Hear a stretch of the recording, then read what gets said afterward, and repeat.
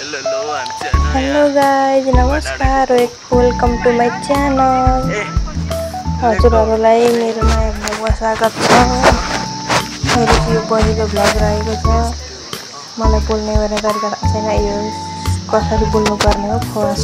First time बनाउँदैछु मैले vlog. हजुरहरूले माया साथ सपोर्ट गरिदिनुहुनेछ भन्ने पूर्ण रूपमा विश्वासका साथ भ्लग बनाउने कोसिस गरिरहेको छु। बोल्न नजाने पनि जस्तो पाएँ त्यस्तै बोलेर। वहाँ मेरो भाइको जुत्ता कस्तो दुख्ने रहेछ कि मेरो खुट्टामा लागेर किरिक भयो। यो चाहिँ मस्किँदै हिँड्दैछ, हेर्नु न, अर्कालाई त्यहाँ हानेर।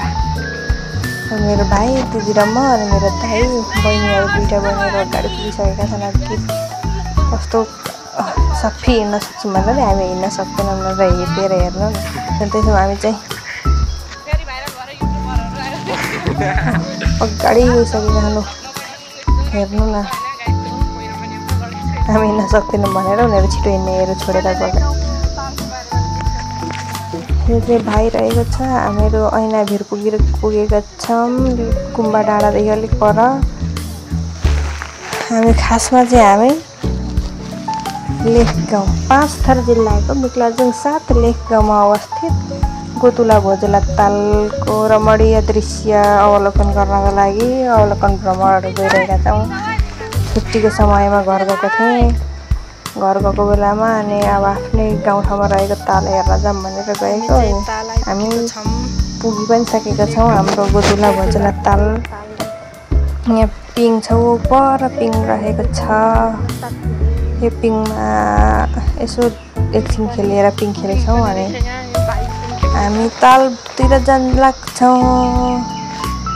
यहाँ हेर्न सक्नुहुन्छ, यो भाइ पिङ खेल्दैछ। एकछिन अगाडि चाहिँ यो भाइ र प्रतीक्षा चाहिँ पिङ खेल्दै थियो क्या, दोहोरी खेल्दै थिए।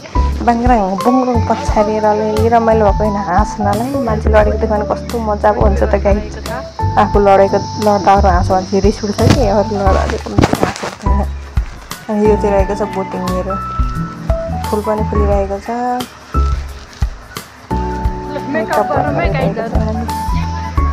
फलैचा कस्तो राम्रो फलैचा छ, हेर्न सक्नुहुन्छ।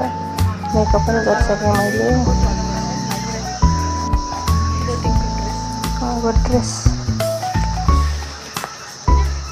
बोटिङ ड्रेस लगाएर बोटिङ गराउँदैछौँ हामी।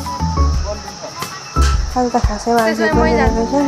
बोटिङको चाहिँ 200 रुपियाँ एउटा बोटिङको। यो 6जना गएको थियौँ हामी। 6जना त नआँटिने, एउटामा 4जना मात्र आँटिन्छ। अनि 2टा बोटिङ गरेको 400 रुपियाँ तिरेर। एकदम राम्रो छ।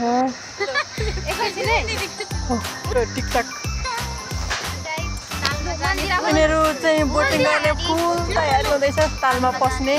अनि तालतिर प्रस्थान भएका छौँ गाइस। बोटिङ गर्ने फुल तयारी, बोटमा बसिसक्नु भएका छ। यो भिडियो खिच्ने, यो बोल्ने चाहिँ मेरो बहिनी हो, समीक्षा।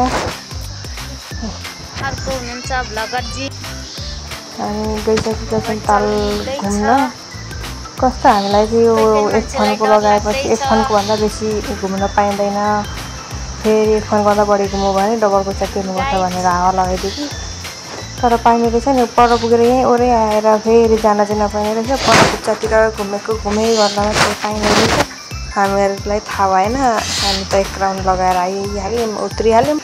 भरे हामीदेखि कति पछाडि आउने दाइहरू त त्यहीँनिर बिचमा खेलेको थिए। हामीलाई चाहिँ यहाँमै थाहा भएन क्या, फर्स्ट टाइम गएको बोटिङ गर्न।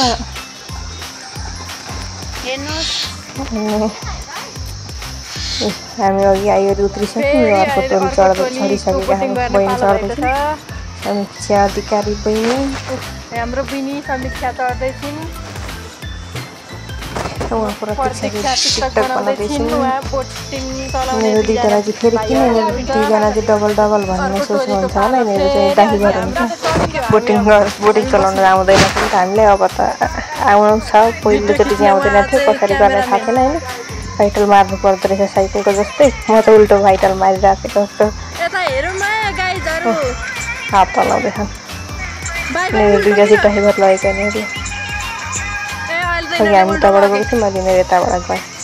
भिडियो खिच्दै जाँदैछन्। मेरो त परै यता लाउँछन्, उता लाउँछन्, परै धेरै बेर हराएर कत्रो बेर मात्र आयो नि। हामीलाई चाहिँ उल्लु बनाएर।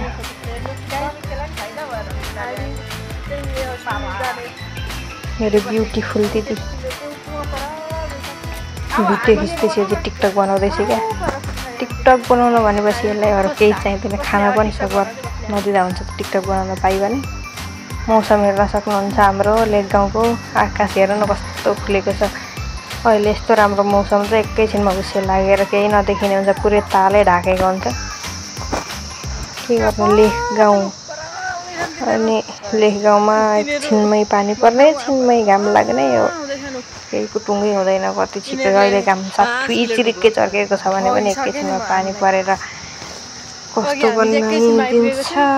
हेर्नु नजर यस्तो थियो, अहिले हुस्से लागेर कस्तो गइसक्यो। अहिले पर देखिँदैछ उसे, अहिले एकछिनमा त ओरै यहीँ पाइपुग्छ त गाईहरू। बोल्न त्यहाँ आइपुगे, अझै कति ढिलो गर्दै हामीलाई त सरासरी सुई ल्यायो कि मेरो दाजुले। मौसम यस्तो हुँदैछ लेक गाउँको, हेर्न सक्नुहुन्छ हुस्से ओरै आइपुगिसक्यो मौसम। अब लेक छ ठाउँ नै लेक, यस्तो भएपछि कस्तो साह्रो अघि त्यस्तो घाम लागेको थियो, अहिले यस्तो छ। अहिले फेरि हामी घर हिँड्ने बेलामा सबै हुस्से हराइसकेको हुन्छ है। यहाँ हाम्रो भिडियो गरिदिनु भनेका आउँदैछन्, टिकटक बनाउँदै भिडियो खिच्दै आउँदैछन्। हामीले पनि भिडियो त खिच्यौँ अलिअलि, यसो 1-2टा भिडियो बनाएको छौँ बिचमा गएर। फोटोसोटो यता खिच्ने ओर्ने भिडियो बनाउने गरेको छौँ। यिनीहरू आइपुग्न आँटिसके। हामीहरू चाहिँ अब यो खेलिसकेर जान्छौँ घर। यहाँ हजुरहरू जान चाहनुहुन्छ भने चाहिँ अलिक माथि यो फुटबल ग्राउन्ड पनि रहेको छ, यहाँ वरिपरि उता पर फोटो खिच्ने, यहाँदेखि उता परतिर पनि जान सकिन्छ। पर पनि एउटा फलैचा रहेको छ। एकचोटि म क्लास 9मा पढ्दाखेरि चाहिँ पिकनिक आएको थिएँ यो ठाउँमा। त्यतिखेर त यस्तो राम्रो बनाएको थिएन होइन। अहिले चाहिँ बोटिङहरू पनि छ, त्यतिखेर त बोटिङ केही पनि थिएन। यसपालि चाहिँ बोटिङ चढ्नकै लागि भनेर घरबाट हिँडेका हामी 6जना साथीहरू मिलेर आइपुगे। यिनीहरू पनि त्यहाँ अघि फुल भए ठाउँमा फोटो खिच्छौँ, उता पर वरिपरि फोटो खिच्छौँ। अनि पिङ खेल्छ नभए भाइहरू, म पनि खेल्छु, तर म पिङ खेलेको चाहिँ भिडियो छैन। मलाई पिङ खेल्नै आउँदैन होइन, मजा आउन आउँदैन, बसेर खेल्ने हो म पिङ खेल्दा भनेको। अनि त्यस्तो के भिडियो खिच्नु भने त्यो पनि भुइँमा सोरिने भइसकेको छ पिङ पनि। अघि लडेको मान्छे फेरि पिङ खेल्न जति लड्यो भने कहाँ रहर मेटिँदो रहेछ र। हामी फर्केका छौँ पिङसिङ खेलिवरी। अघि हेर्न सक्नुहुन्छ पहिलेको मौसम र अहिलेको मौसम कति धेरै परिवर्तन भएको छ। बाइक आयो 2टा।